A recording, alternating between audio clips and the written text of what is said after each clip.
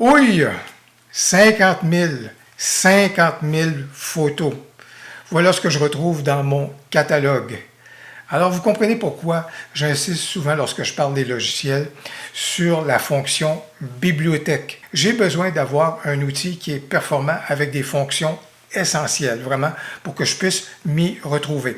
Et à ce titre-là, j'ai aucune réserve à vous dire que du côté de Lightroom Classic, l'outil de bibliothèque est vraiment superbe, performant, et de même que du côté de On1 Photorow. Alors aujourd'hui, en me tournant vers Lightroom Classic et sa bibliothèque, je veux vous présenter certaines fonctions, certains outils qui m'apparaissent méconnus au sein de cette bibliothèque-là, des outils qui pourraient vous faciliter la vie. Voilà donc ce qu'on examine maintenant.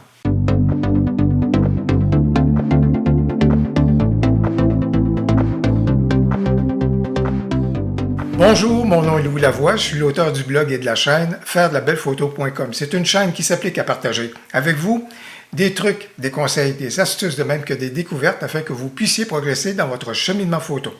Si vous aimez des vidéos comme celle-ci, n'hésitez donc pas à cliquer sur j'aime et surtout, n'hésitez pas à vous abonner. Aujourd'hui, il y a deux outils sur lesquels j'aimerais bien insister. Il s'agit de l'outil de filtre, de même que l'outil et la fonction au niveau des collections. Et si vous restez jusqu'à la fin de la vidéo, j'ai un outil qui est très bien caché, vraiment très bien caché, bien méconnu, qui nous aide énormément lorsqu'on travaille régulièrement avec les collections. Je pense que vous allez apprécier découvrir cet outil-là.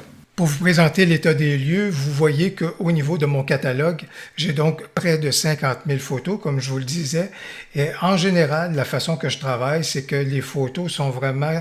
Il y a un dossier qui est créé pour chacune des dates au niveau donc des photos que j'ai importées.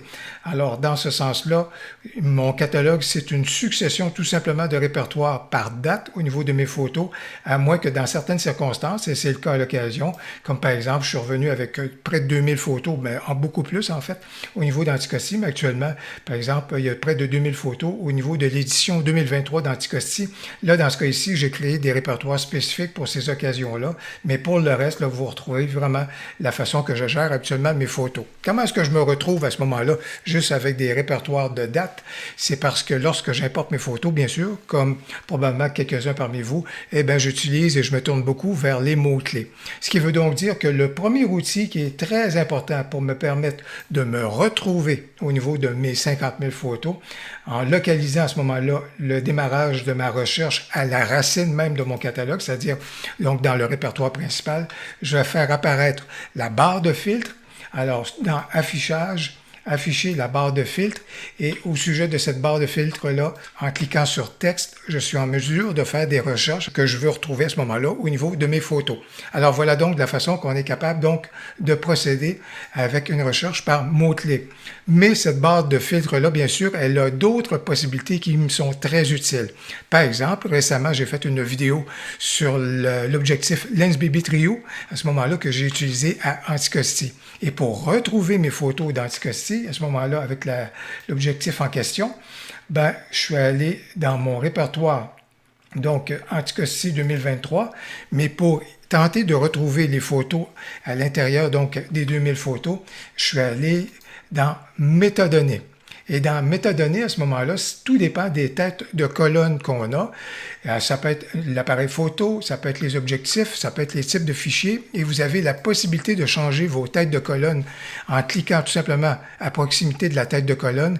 Et vous voyez, ce sont également d'autres paramètres que vous pourriez privilégier à ce moment-là au niveau de l'affichage dans votre barre de filtre.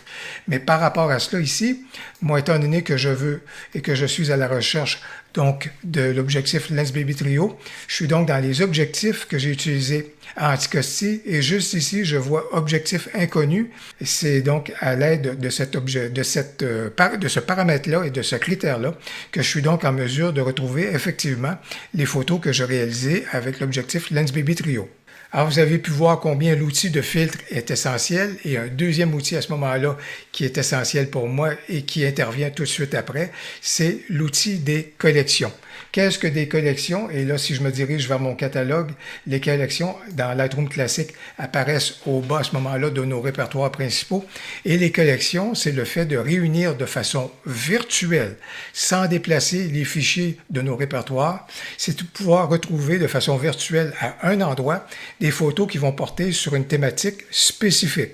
Alors, assez souvent, les collections, c'est un outil qui me sert lorsque je fais des vidéos sur certaines thématiques que je veux vous présenter. Et à ce moment-là, je m'en vais chercher des photos à gauche et à droite pour les réunir, pour pouvoir vous les présenter. Alors, vous avez l'œil et certains vont reconnaître certains des sujets que j'ai abordés encore plus récemment.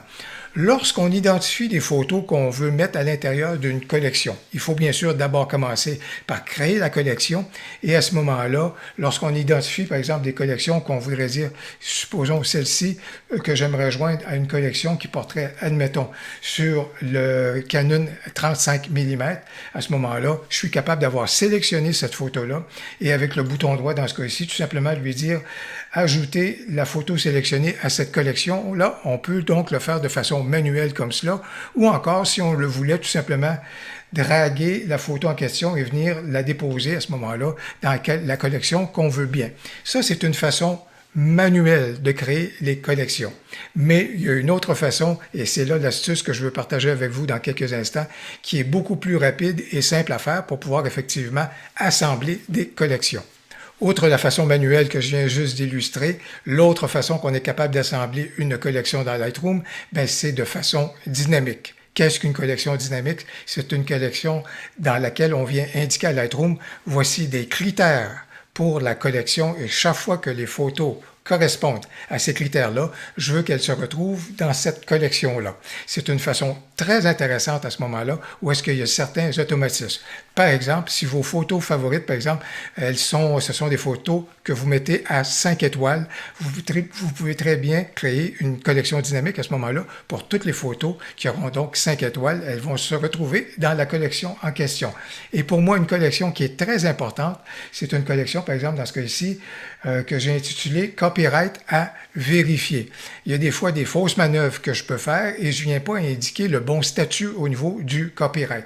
Alors, je me suis créé donc cette collection dynamique-là et vous allez voir la syntaxe à ce moment-là de la collection dynamique. Ça veut donc dire que ça, c'est l'intitulé, ça, c'est mon titre et je suis venu dire à Lightroom, chaque fois que j'ai une photo, et là, je suis allé et on est capable d'aller à ce moment-là dans le menu pour venir sélectionner la catégorie de critères qui nous intéressent et venir nous donner la condition liée à ce critère-là. Alors, je suis venu dans autre métadonnée et je suis venu lui dire que à chaque fois qu'au niveau de l'état de copyright, ça apparaît comme étant indéterminé. Ou encore, avec un plus juste ici, chaque fois que l'état du copyright est également du domaine public, indique-le-moi et surtout rassemble les photos en question. Pourquoi? Parce que dans mon cas, à ce moment-là, mes photos sont tout droit réservées et je veux absolument que ça apparaisse de cette façon-là. Alors, j'ai donc créé cette règle-là pour avoir une collection dynamique et présentement, je me retrouve donc avec 2854 photos dont le statut est erroné. Et je vais vous montrer toute la puissance de Lightroom à ce moment-là pour corriger rapidement la situation. Et c'est dans des situations comme celle-ci qu'on apprécie vraiment la puissance d'un outil comme celui de la bibliothèque de Lightroom. Alors, si je veux corriger donc la situation pour mes 2854 photos, qu'est-ce que je dois faire? Je vais d'abord commencer par sélectionner les photos en question. Ensuite, juste ici, présentement, ce qui m'intéresse, ce n'est pas nécessairement les données EXIF, mais c'est plutôt les données IPTC, celles qui portent donc sur le droit d'auteur. Alors, je vais donc demander à Lightroom d'afficher donc plutôt ce bloc d'informations-là. Toutes mes photos sont sélectionnées et là, qu'est-ce que je veux faire? Je veux synchroniser l'ensemble de ces photos-là. Mais bien sûr, je ne veux pas synchroniser toutes les informations au sujet des photos, c'est plutôt un élément d'information que je veux corriger pour l'ensemble des photos. Alors, bien sûr, j'ai donc désactivé tous les éléments au niveau IPTC. Tout le reste, je ne suis pas intéressé à normaliser des éléments qui sont là, mais le seul élément que je veux normaliser, juste ici, c'est au niveau du copyright IPTC. Et là, l'état du copyright, je veux le faire passer de indéterminé à protégé par un copyright. Et là, je vais demander donc à Lightroom de synchroniser cette information-là dans l'ensemble de mes photos et vous allez donc voir à ce moment-là, avec la correction qui s'apporte, comment celles-ci vont donc s'effacer donc de ma collection dynamique. Je vous ai promis une astuce additionnelle et surtout la présentation d'un outil qui va vous permettre d'accélérer le passage ou la migration de photos vers des collections. Et quel est l'outil en question? Dans ce cas-ci, par exemple, j'ai retrouvé d'autres photos réalisées avec l'objectif Lensbaby Trio. Alors, je peux être intéressé à greffer ces photos-là à la collection en question. Alors, quel est l'outil? Alors, à partir du moment que je me déplace dans différents répertoires et que je trouve des photos qui peuvent être intéressantes, par exemple, dans ce cas ici, j'ai tout juste besoin d'aller dans Photos et là, ajouter à la collection cible, qui est le premier élément en haut du menu. Alors, je viens de comprendre qu'à ce moment-là, en cliquant là-dessus, ça va aller vers la collection cible. Quelle est la collection cible et comment créer une collection cible? Tout simplement, ce qu'on a besoin de faire, c'est d'aller vers la collection qui nous intéresse. Et dans ce cas-ci, puisque je viens de nommer la Lensbaby Trio, alors vous voyez qu'actuellement, il y a un petit plus à côté de la collection. Comment est-ce que j'ai fait pour rajouter ce plus-là? Tout simplement en me positionnant à la hauteur de la collection, bouton droit, et je suis venu lui dire que cette collection-là, définir comme étant une collection cible. À partir de ce moment-là, toutes les photos que je vais donc identifier et surtout vers lesquelles je peux soit cliquer sur « Ajouter à la collection cible », mais de façon plus simple encore, il y a un raccourci clavier qui est la lettre B.